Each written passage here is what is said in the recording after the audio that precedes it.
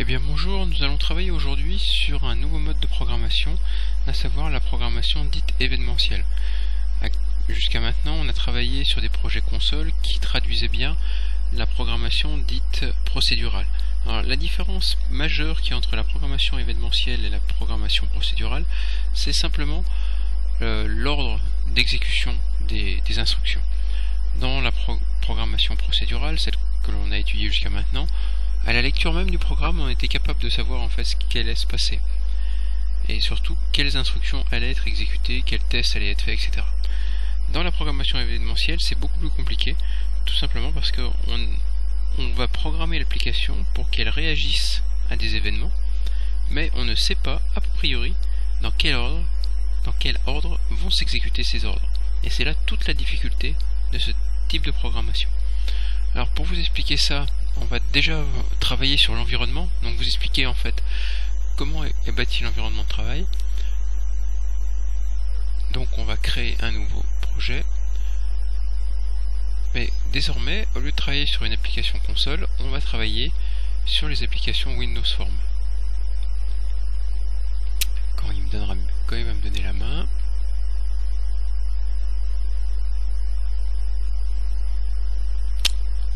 petit souci visiblement.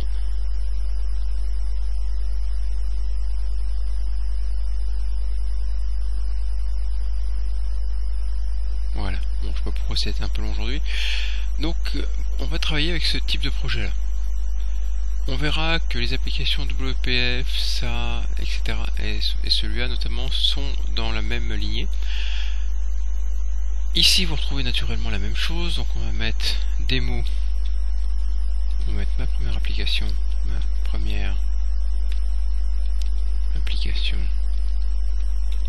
Windows Form. Bon, c'est un peu long mais c'est pas grave. On va travailler qu'avec un seul projet dans la solution, donc on va laisser la solution identique. Donc là ce qui va être long en fait, c'est qu'il va être obligé de bâtir l'environnement pour une première fois. Donc vous voyez, il nous le dit, il crée le projet, et là pour l'environnement il y a un peu plus de choses à faire que pour une application console. Et c'est le but de cette vidéo en fait, c'est de vous montrer en fait tout ce qu'il y a. Je vous dis tout de suite que ça ne bouge pas, heureusement d'ailleurs, c'est-à-dire l'environnement n'est pas refait de A à Z selon le type de projet que vous allez créer. On va voir des choses apparaître beaucoup plus complexes ici, et surtout ce qui va nous intéresser c'est ça. Alors voilà comment se présente votre fenêtre. Ici, vous voyez, ça ce sera au moment de l'exécution, pas aucune modification. La grosse modification pour vous, c'est ça, et ces deux choses qui sont là. Bon, celle-là on s'en servira pas, on servira de la boîte à outils. Donc première chose ici, c'est la fenêtre de conception. Fenêtre de conception, bah, c'est là où vous allez définir et créer votre fenêtre pour votre programme. Ici, vous avez le nom de votre fenêtre et les trois boutons classiques que vous connaissez sous Windows. Sur votre droite, vous avez deux fenêtres majeures. Ici, la fenêtre de solution telle que vous la connaissez, avec toutefois deux modifications importantes. Les propriétés qui définissent en fait tous les paramètres de configuration de votre programme. Si je clique là, vous voyez qu'il y a encore des choses derrière. Pour l'instant, on ne regardera pas trop, mais souvenez-vous que ça n'existait pas en application console. Voilà, là-dedans, vous avez tous les paramètres de configuration qui s'appliquent à l'ensemble de votre projet. Ici, les références, ce sont tous les fichiers externes dont a besoin votre programme. Lui en utilise un certain nombre par défaut. On pourra éventuellement s'amuser dans une vidéo à en enlever quelques-uns si on s'en sert pas. Par contre, on sera amené parfois à en rajouter. Le form1.ss avec le designer, c'est ça. On verra un peu cette nomination là. Vous voyez que si je commence à cliquer, on va tomber sur des choses qui vous sont un peu inconnues. Donc pour l'instant, on va cacher tout ça. Et on retrouve tout de même le bon vieux programme.cs.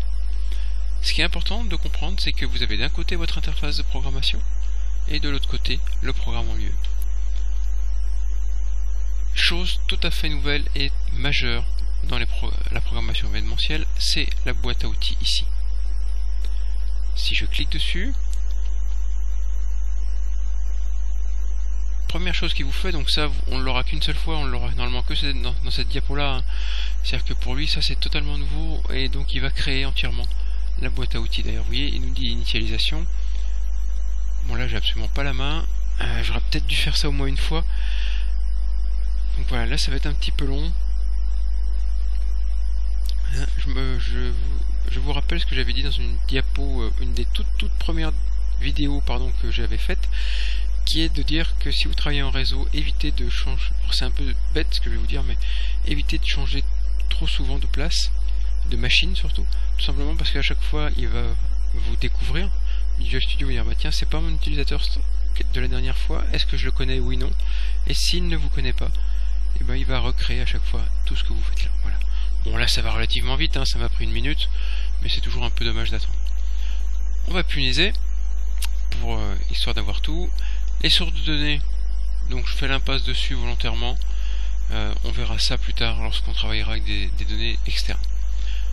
Là vous avez tout ce que l'on peut mettre à l'intérieur de notre fenêtre de programmation. C'est ce qu'on appelle des contrôles. Soit vous lui demandez d'afficher tous les contrôles en vrac, soit, ce qui est un peu plus intéressant, des contrôles triés. Alors, qu'est-ce que l'on a? Donc, on a les contrôles communs, c'est ceux dont on servira le plus. Les conteneurs, c'est en fait des contrôles qui vont que contenir des contrôles. Donc tout ça, c'est ce qu'on appelle des contrôles. Certains utilisent le terme de composants, c'est rigoureusement la même chose, surtout à ce stade de l'apprentissage, hein.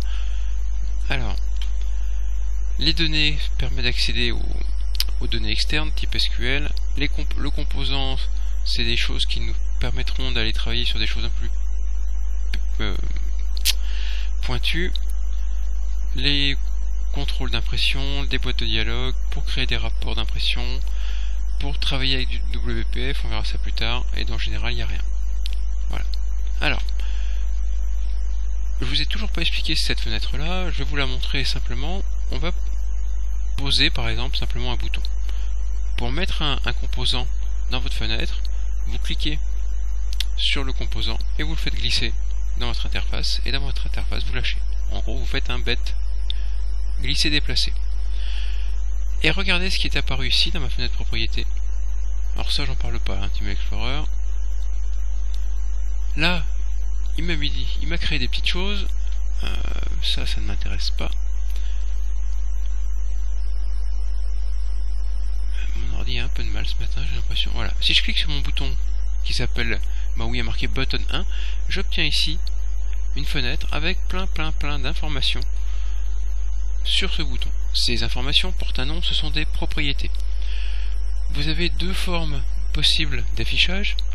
Ici, par catégorie des propriétés. Donc là, vous voyez, là on a toutes les propriétés liées à son apparence. Là, son accessibilité, un peu plus bas, son comportement, son design, sa disposition. Alors, il est hors de question pour moi de vous expliquer pour chaque composant toutes les propriétés et comment ça marche, hein, parce que là, dans ces cas-là, il faudrait des heures et des heures de vidéo, et ça serait pas forcément hyper performant. Internet regorge d'aides très pointues sur une propriété précise du bouton ou du composant X. Moi je vais surtout essayer de vous expliquer les propriétés qu'on va utiliser le plus souvent et comment on utilise une propriété en général. Et vous verrez que si vous maîtrisez ces deux informations là, vous allez pouvoir vous débrouiller dans 99% des cas. Alors ce bouton, il a un certain nombre de propriétés. Les propriétés majeures que vous retrouverez pratiquement partout, c'est la propriété texte. Le texte, c'est ce qui apparaît là. Donc si je fais un double clic et je tape mon, là vous pouvez mettre des espaces, hein, c'est pas un problème, mon bouton, et que je valide, ici, mon bouton fait apparaître mon bouton. Et c'est pas très sorcier. Ce qui est beaucoup plus important, et là-dessus j'insisterai systématiquement dans toutes mes diapos, c'est le nom du contrôle, le name. Quand vous posez un composant, ici vous voyez que c'est ce qu'on appelle un button, B-U-T-O-N. Ici pour lui, le nom de ce contrôle là, c'est button 1. Pourquoi? Tout simplement parce que si j'en fais glisser un autre, et que je regarde sa propriété, par défaut, il m'a donné button 2. Bon, celui-là je vais l'enlever parce qu'il ne me sert à rien. Donc pour enlever, on sélectionne, on supprime. Je reviens sur mon bouton.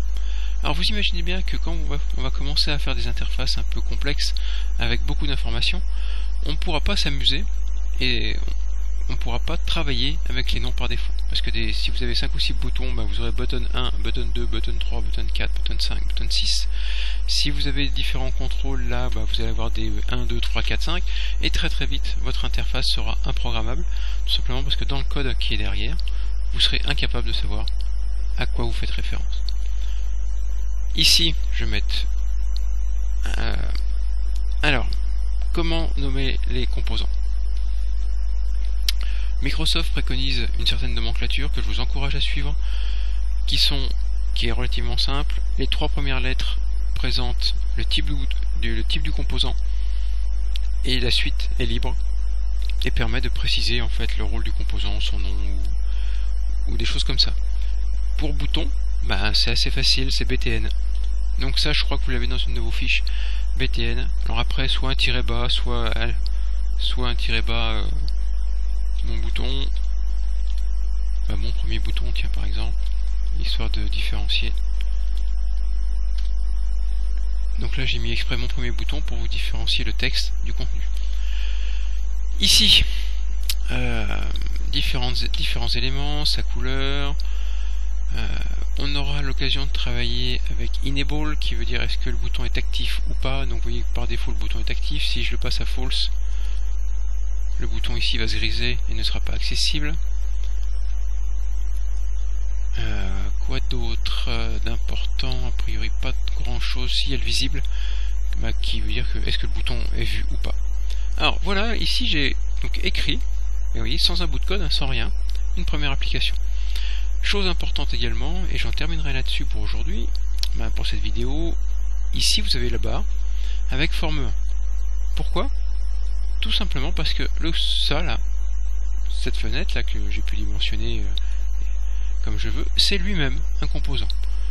Composant qui n'apparaît pas là, il doit apparaître là, je crois, avec un peu de chance. Non plus, ils l'ont pas mis là. C'est un composant qu'on pourra rajouter. Bon, c'est un composant très particulier, donc je ne vais pas m'étendre dessus en début d'apprentissage. Le forme 1, c'est un composant comme un autre. Donc vous voyez, on retrouve par exemple le enable. Chose importante, ici le name. Donc pareil, là-dessus je serai assez intransigeant avec mes élèves, bon, évidemment, mais avec vous, soyez très rigoureux là-dessus.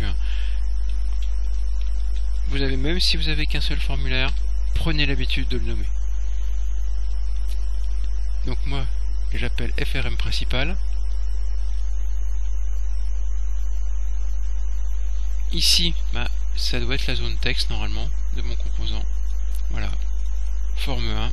Et là, je vais mettre, je sais pas moi, fenêtre de, je vais l'écrire normalement, fenêtre de démonstration. Voilà. Fenêtre de démonstration est apparue là. Ici, il n'a pas changé forme 1.cs, tout simplement pourquoi? Parce que on différencie le nom du composant du nom du fichier qui contient le composant.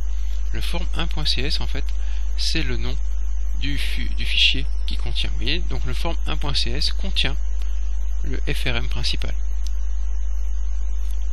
Voilà, je vais enregistrer, faire exécuter.